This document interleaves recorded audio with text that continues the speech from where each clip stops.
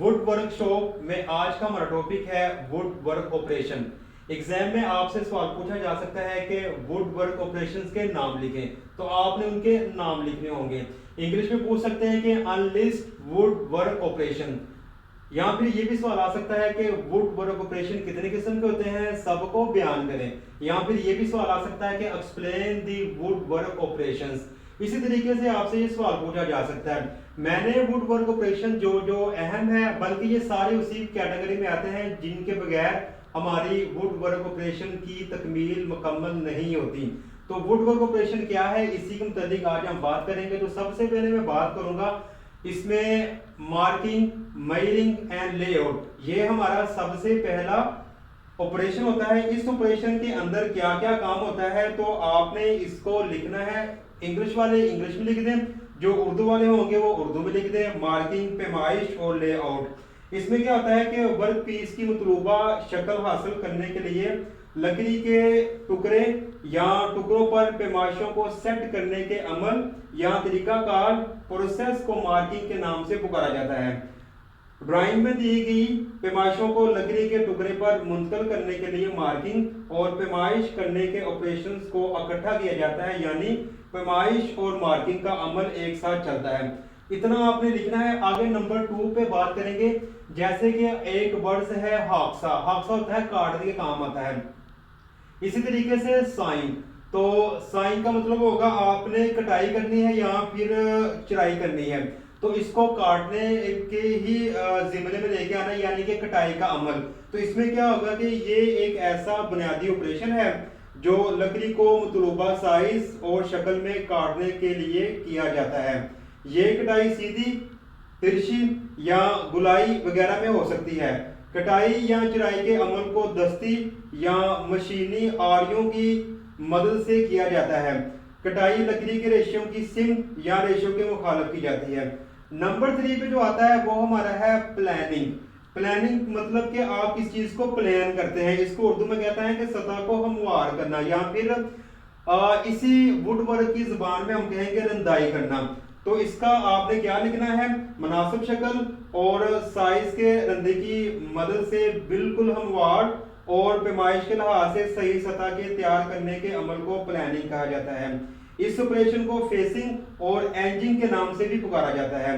Number जो 4 में है इसका नाम है चेजलिंग। चेजलिंग को उर्दू में कहेंगे सुतरी या फिर चीजल से कटाई करना।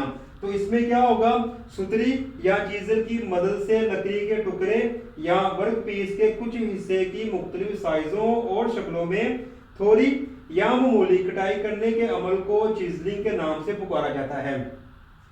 नंबर 5 में है, नंबर 5 में है मोर्टाइजिंग है और एंटीनोनिंग है। इसको उर्दू में कहते हैं कि छीदना या फिर चूल काटना।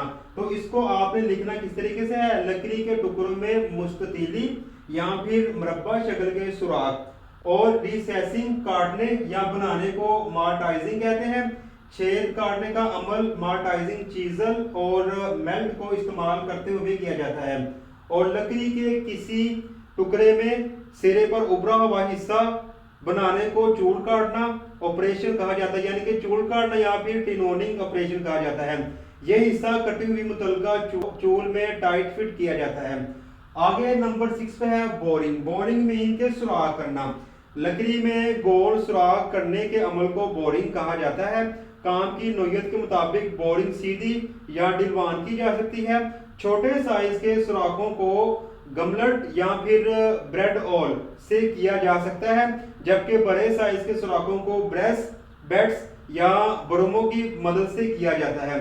नंबर 7 पे है ग्रूविंग एंड टोंगिंग। टोंगिंग यानी कि उर्दू में इसको बोलेंगे जरिया नाली काटना या फिर टोंगिंग। अब इसको आपने किस तरह से लिखना है, ग्रूविंग और टोंगिंग के अमल एक दूसरे के साथ मिलकर होते हैं। लकड़ी में नाली यानी कि ग्रूव या फिर चैनल बनाने के अमल को ग्रूविंग और इस नाली यानी कि चैनल में फिट होने वाले हिस्से के बनाने के अमल को टोंगिंग कहते हैं। आगे हम बात करेंगे मोल्डिंग की। मोल्डिंग क्या है, इसको उर्दू में भी आपने मोल्डिंग ही लिखना है। लकड़ी के वर्क पीस या टुकड़े की सतह पर या सतह के कुछ हिस्से पर अंदरूनी गुलाई बैरूनी गलाई और गुलाई या खमीदगी में कटाई करने के अमल को मोल्डिंग कहा जाता है। इस ऑपरेशन को मोल्डिंग रंधे की मदद से किया जाता है। इसके बाद आता है नंबर 9 पे रिबडिंग। रिबडिंग क्या है? इसको उर्दू में भी आपने रिबडिंग ही लिखना है। लकड़ी के टुकड़े के किनारे पर रेसिस बनाने के अमल को रिबडिंग कहा जाता है। खिड़कियों में शीशा लगाने के लिए जो फ्रेम बनाया जाता है, रिबड की बेहतरीन मिसाल है। आगे हम बात करेंगे नंबर 10 की। नंबर 10 में है रेसेसिंग। रेसेसिंग को उर्दू में भी आपने ऐसे ही लिखना है। ये ऑपरेशन रिबटिंग से मुख्तलिफ होता है। लकड़ी के किसी टुकड़े में बंद सुराख, जिसको हम कहते हैं कि ब्लाइंड होल, बनाने के अमल को रेसेसिंग कहा जाता है। असल में ये मार्टाइजिंग ऑपरेशन ही होता है, लेकिन इसमें जो सुराख किए जाते हैं वो आर पार नहीं होते बल्कि बंद होते हैं। इसके बाद ना यहाँ तक ना मोस्ट इंपॉर्टेंट है, ये हमने 3 बीच में मजीद ऐड किए। ये स्क्रैपिंग मीन के स्क्रैपर की मदद से किसी लकड़ी के ऊपर निशान लगाना या फिर इसको छदाई करना या कटाई करना। इसके बाद है सैंडिंग। जब आप कोई चीज तैयार कर लेते हैं, कलर करते हैं, उसको खुश करने के लिए आप सैंडिंग का अमल करते हैं।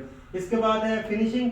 किसी भी सारे प्रोसेस करने के बाद जो एंड में आप लकड़ी के ऊपर चमक लेके आते हैं, कलर करते हैं, रोगन करते हैं, उसको बोलते हैं फिनिशिंग।